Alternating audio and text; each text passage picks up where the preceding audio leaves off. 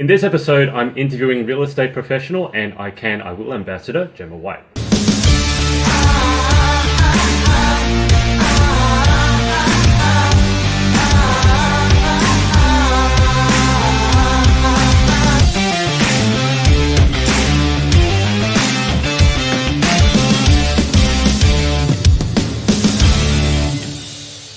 Hey everyone, it's Adrian from the Fear to Freedom Project, and I am here with real estate professional and I Will ambassador Gemma White. Gemma, welcome to the show. Thank you. Now we are, where are we? I sometimes lose track when I'm catching up with you. We're in Newcastle.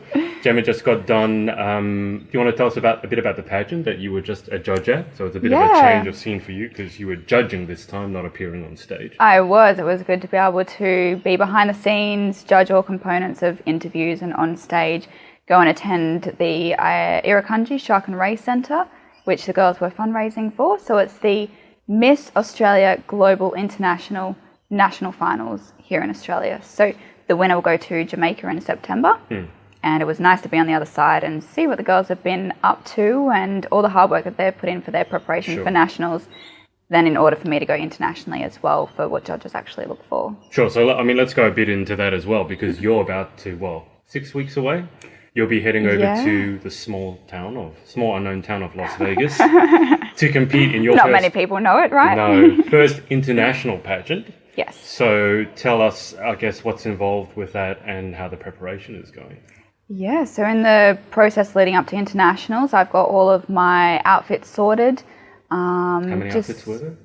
Oh, I think we counted them. Like 7? No, I think there was 10. 10. I've got day dresses, a national costume, evening gowns, interview wear. Heels. 5 different pairs of heels I need. And that's just for a week pageant. Yeah. So there's a lot to take with us, and then I am holidaying afterwards. So in the lead up to internationals, just making sure that I'm prepared in terms of my outfits, making sure that I'm confident as to why I'm going to the pageant, making sure that I am clear on my purpose and my reason behind it. But even leading up to national finals, it was exactly the same. Yeah. Making sure that my purpose and my why was really clear. So nothing's really changed, and I'm still dedicated to my title and as to why I won and who I am. Let's dig into your purpose because, as you well know, there are a lot of people who don't know anything about the pageant well. That doesn't stop them from prejudging it very quickly. So let's talk about why you're doing it and what you've gotten from the pageant system, the pageant world. Yeah, so I've gained a lot of confidence going into pageantry. So in the lead up to winning my Miss Australia Continents 2018 title, I prepared for 4 years. I did enter previous pageant systems, and what really drew me to the continent system was the motto of be your own kind of beautiful. They accept girls and women of all shapes, size and age, and I compete internationally with a team. There's a Miss, which is myself, and a Mrs. So to go internationally, we are then judged on all aspects of who we are, why we're doing it, and why we are our own kind of beautiful, and every single one of us has a story. So going internationally for me has been a dream that I've been working towards, more so for my charity aspect. So I'm an ambassador for I Will, and I do a lot of other charity work as well, a lot of fundraising, a lot of appearances out in my community and with charity, and it's all about making a difference. So for children in particular is my goal, and working with children, even going into schools. Love going into hospitals and visiting, especially at Christmas and Easter time. And all about eradicating bullying. So that's my platform, is eradicating bullying and bridging social indifferences. And I came across I Will near the start of my pageant journey. And when was that? So it was about 2015. Right. I come across I Will. I did start on my pageant journey in 2014. By the beginning of 2015, I touched base with I Will through an event that I saw they were holding. I got involved, and I just realised that that was the charity I wanted to be part of. There was just something that resonated so much with me, with the experiences I went through with bullying and weight at school and not feeling included. So I Will is all about inclusion and making a difference, and I felt that pageantry gave me that platform. So pageantry, so your why going into the pageant sounds like it's to get a bigger platform to speak about the issues that you're passionate about. And the main one of that is your charity work. Yeah, that's correct. So going into a pageant, working with charities, and I feel that it's really important as a title holder to not only raise awareness or funds for the charity that is closest to me, but there is a lot of deserving charities and people that need the help out there.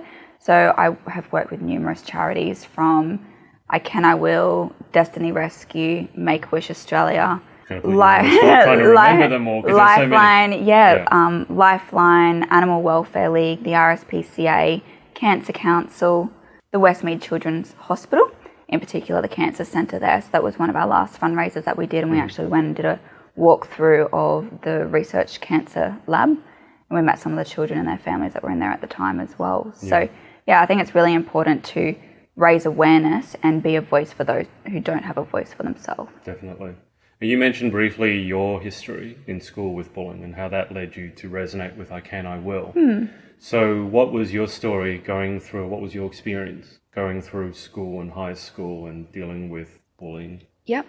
I've been this tall since I was in year 7. So I was a giant over everyone else and once 22 kilos heavier than I am now.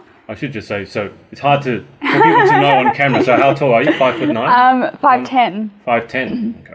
So I think that's 176 centimetres, for those who only know it in centimetres. But yes, to be this tall since year 7, most of the kids were up to my shoulders, or maybe a little, but it's nice that everyone has sort of caught me now. But I'm just embraced being my own kind of beautiful and who I am. And I don't think that weight really matters, but it's all about being healthy and confident in who you are. So at school, being 22 kilos heavier than I am, and I was always bigger than a lot of the other kids. I hated going into public speaking or having to do interviews or speeches in front of the class. So I would then beg my teachers to do them in my lunch break.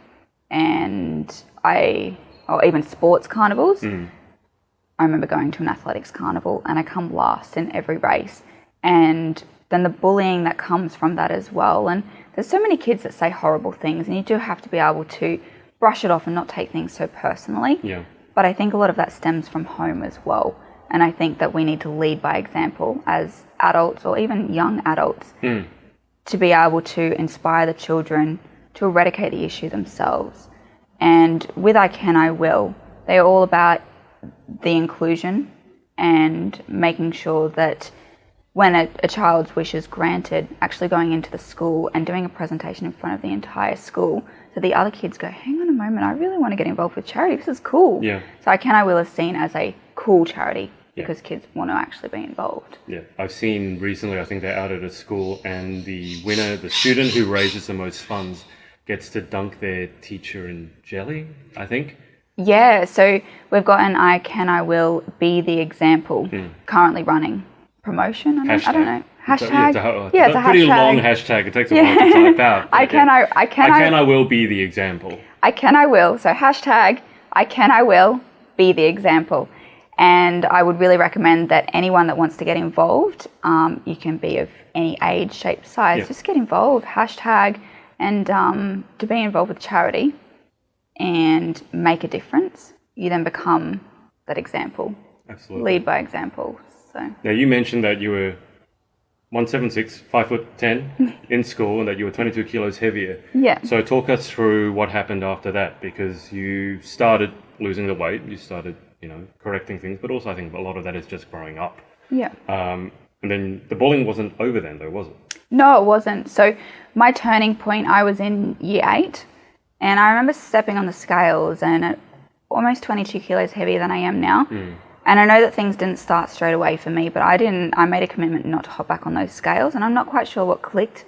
I guess you grow up and you get to a certain point in time and you do start making those decisions for yourself as to who you are and who you're becoming and where you want to go in life. And I hated the bullying and I hated being bigger than everyone else. And I knew that it wasn't a healthy way of life. Now, believe it or not, I used to eat ice cream almost every night. Got to the point where I realised that wasn't very good for me. And that isn't going to help my journey surprise. and where I'm going. So I did give up ice cream, and that is one thing that I barely touch now because I just know that that is something that makes me put weight on. Yeah. And I know that it's not healthy for my body. So my turning point, and I then started doing a deportment, grooming and modelling school, which is something that I hope to eventually do. But as in start up your own school? I'm not sure yet. But I did do 2 deportment, grooming and modelling courses, and they ran every single weekend for 8 weeks. And it wasn't more so the modelling side that I needed, but the deportment and grooming come hand in hand with the modelling. So it just boosted my confidence. We got behind the camera in our very last week of training, but it was all about your presentation, walking into the room with confidence, knowing who you are and really feeling it within. And throughout that process, and I lost my weight over about 1.5 years, and once I did, and going through the deportment and grooming and modelling school, I then actually landed my first magazine appearance. And it was through a connection that I had. And I then copped it on the other side. So it then come down to, I was copying that I'm bulimic. And even though I lost the weight over 18 months is quite a long time to lose 22 kilos. Yeah. But it was in a healthy way. And I definitely wouldn't change that, because I think that anything you're going to do, and for it to be sustainable and continue doing it long term, then you need to ensure that you've got those processes in place. So I then copped it on the other end that I was bulimic, and it continued on. But I think that once I lost weight, I become a lot more confident within myself. I felt healthier. I felt better within myself and where I was going in my direction. And I didn't take things so personally, so I was able to brush it off a little bit easier. Yeah. I had a conversation with, I don't think she was a competitor in the pageant that you were a judge at, but she's 15 years old, and her mother was asking me, saying that you're inspirational with your story. I guess, because a 15-year-old was going through bullying in school herself, I guess if someone is at that age and going through bullying, as you were, what advice would you have? I mean, I guess overarching, one sentence or 2 sentence advice would you give to someone who's going through that experience at school? To be able to push forward and move through it is just to be confident in who you are, know that you are enough. And something that my mum used to tell me that I probably still stand by now is, sticks and stones may break my bones, but names will never hurt me. And unless it's physical, then I would suggest that further help is sought. But having a supportive network around you, and that's where it leads back to having a supportive home network. Yeah. And it does stem from the home, and at least if you can go home to a supportive base, whether it's a brother, a sister, mother, father, whoever it might be, to know that they are always there for you, then that helps you get through every single day. Yeah. I think that's the most important thing. Let's switch gears. Let's talk about your real estate career. This is the day job. So all that stuff happens, I guess, outside 9 to 5, all the stuff that we've talked about. Just, I guess, a side question, how much spare time do you have on a weekly basis? I wouldn't call it spare time, but I have very good time management. Yeah. I often joke that I live 3 lives. So it's not that I have spare time. I don't watch TV. Yeah. People go, what, you don't watch TV? But I don't have time for TV. I feel like there's a higher purpose in this world and something that I need to be doing. Than watching TV, yes. Watching TV. I would agree with that. So what are the 3 lives? 3 lives would be my charity work and my pageantry side. I've then got my real estate and property career, and in property investing, and I eventually want to become a property developer. So that's probably my 5-year goal, is to start my own property development. And then I've got my free time and the fun, adventurous me who loves to travel, be outdoors, chase waterfalls, walk on the beach. But I feel like that brings me back to my sanity. So in any of my free time, you'll find me filling it with chasing waterfalls or climbing mountains. You do seem to have a thing with waterfalls and chasing sunsets. What is your obsession with chasing sunsets? We were chasing a sunset here in Newcastle yesterday. I told Gemma that it's like those tornado people, tornado chasers. I was like, go that way. No, go that way, up the hill. It wasn't bossy at all. What is your obsession with chasing sunsets? I think just to know that it's the end of a day and to be grateful for the day that you've just had, because you never know what tomorrow is going to bring. Yeah. And to be able to watch the sunset, one, it's beautiful and it's natural. Can't get much better than that. Waterfalls, natural. It's not man-made. It's not mortar and bricks. Yeah. You know, it's natural. It's just the way that the earth is. So to watch the sunset, and not to even watch the sunset, but I like the tip of it when you last see it go down for the day. Which you missed yesterday. I did. I just like that. I just feel so at ease. It makes sense. Yeah. It makes sense. It's a Love lovely sitting way to watching a end the day. sunset with a tea, and doesn't get much better than that. Sounds good to me. Okay, so back to the real estate. So tell us how your career started, and I guess what draws you to it. So growing up, my two interests, funny enough, were real estate and property, and that probably stemmed from mum and dad, because mum and dad have done investing, and I used to go to properties when they were renovating, and we would spend numerous weekends or even school holidays, mum and dad renovating a property. Yeah. I mainly remember going down to the corner shop with their spare change and buying lollies and going and feeding ducks with bread, but still we were part of it. So Kind of related, yeah. Kind of related. So we used to be there with them, and I got to see everything that they were doing and the hard work that they put in. So leaving school, I then did my full real estate license, and I had to study full-time for 6 months for that. And I then went straight into real estate, into a sales-only office actually. And I wasn't sure whether I wanted to do property management or sales at that point in time, but I did my full real estate license because I went, one day I'm going to own my own real estate. Yep. So I don't really do anything with a half effort. I do everything full go. If I'm going to go down one path, then I'll make sure that I see it out, and I always have very clear goals as to sort of where I'm going. And I don't necessarily have long-term goals, but year by year, and I like every New Year's Eve or every New Year's Day having those goals clear as to that direction that I'm going for the year. Yeah. But I then went into a sales-only office, as I said, and I then decided I was going to move to Queensland. So only 6 months later, I ended up moving to Brisbane, and I sort of fell into property management. I went, yeah, I'll give it a go. And I haven't really turned back. I love property management. I have often studied part-time as well. I've done a certificate 4 in property services, Cert 4 in property project management, and a diploma in project management. I did go work for a property developer for a short period of time, but I decided sitting behind a desk wasn't for me. Yeah.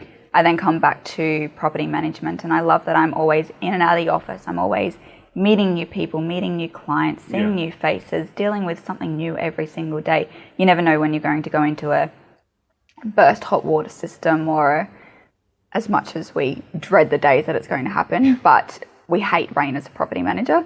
You hate when it's raining, because then you'll come into roof leaks or... Right. I don't want to say it because I don't want to jinx it and go back to work tomorrow. And but you know, fires with cooktops. We've had all sorts of crazy things happen. Every day is different in property management and real estate, and it keeps it really interesting and fun. So you make it sound really exciting, whereas I'm I hearing love that it. stuff and going, "Oh my god, that sounds really stressful." I love property management. Yeah. I love that it's always different and exciting, and you just never know what you're coming into each day. I first came across Gemma last year, wasn't it, Miss Grand? When Yeah. you did a Miss Grand? Yeah. And they have to be introduced. And what struck me, and I've told you this, is that as a young woman, you already had your first investment property. It wasn't one day I want to invest, you had one. You may soon have another one. What do you think about young women sometimes going into fields and holding themselves back? Because I thought it was unusual. Like, that's what caught my ear, I guess, so to speak, was that a young woman, and she has an investment property. And I thought that's cool, because it shows other young women that they can do anything that guys can do. You certainly can. It all comes down to hard work, dedication, and determination. And they're the three main points that I live by with everything that I do in life. I think that with enough hard work, you can achieve anything that you put your mind to. With enough dedication, again, you've got to be committed to everything that you're doing in order to succeed in that. And it doesn't have to be property, it can be anything. If you want to be a nurse, then making sure you go down those lines of getting your qualifications and going for job interviews, following the processes to become a nurse, whatever it might be. And So hard work, dedication and determination. With enough determination, anything is possible. You've got to believe in yourself. What do you think about a support network? Because what you just said, absolutely get. And there are some people who are very independent and they don't care what anyone else thinks and they'll go for it. But there are some other people who feel like they need support. Or they may actually be in a situation where people are not supportive and actually the opposite and tearing them down. So how important is a support network to you? But I guess also how is important that you support yourself and you're your biggest cheerleader? Yeah, definitely you need to believe in yourself with everything that you do. I'm extremely grateful that I have a supportive family. So I've always been very close to both my mum, dad and my sister, and they would be my biggest role models. So making sure that you've got those people around you, whether it is a brother, sister, mother, father, a friend. You can have a best friend that might be your biggest support network. I'm just lucky that my best friends are within my family directly. But you can always find someone that you aspire to be or look up to and just continue to work towards it, but always just believing in yourself. Anything is possible if you believe in yourself. And if people want to follow your journey, whether it's for pageantry, real estate, or everything else, God knows where you'll be. If you're watching this 5 years from now, I have no idea where you'll be. But what are the social media details to follow you or to find you? Yeah, so my Instagram is Gemma, GEMM with 3 A's, _white. I will put this underneath so you don't have to work out. And my public page on Facebook is just Gemma White Official. Okay. Why are there so many A's in your Instagram handle? Because there's too many Gemma Whites in the world, apparently. You remind me of, Brooke Murray. She has Brooke Murray, but with, I think it's 5 Y's at the end. So that's what you just reminded me of. Okay, great. So we'll go into the final 10 questions. As I told you, they're the same 10 every time. No one knows where they come from. So let's just go straight into it. So number 1, what is your favourite word? Bubble. My favourite word is bubble. You ask any of my friends, my family. I've had this conversation with the pageant girls that I've just been with over the past few days, and just making sure that you stay within your bubble, not letting negativity affect that bubble. I feel like as soon as you let too many people in or too many outside influences into your bubble, then it sort of bites you. So bubble is my favourite word. I'll be completely honest, I asked Gemma this yesterday and it seems like this is the first thing you'd say to someone is, I'm Gemma White and my favourite word is bubble. Almost. Okay, so number 2, what's your least favourite word? I don't think I have a least favourite word. I don't like negativity, but that's not a negative word. No, that's a thing. So I don't have a least favourite word. Okay. What about what turns you on? Passion, dedication and determination. Definitely, if you follow those lines and with everything that you do in life, and if you've got passion behind what you're doing, you'll have people that will reach out to you. And I love anyone touching base with me, and whether I'm an inspiration to them just to push through to the next day, just the passion behind everything that you do in life, that turns me on. I think it's fair to say that you're a passionate person. Okay, what about the flip side? What turns you off? Negativity. I guess I said that before, but yes, negativity.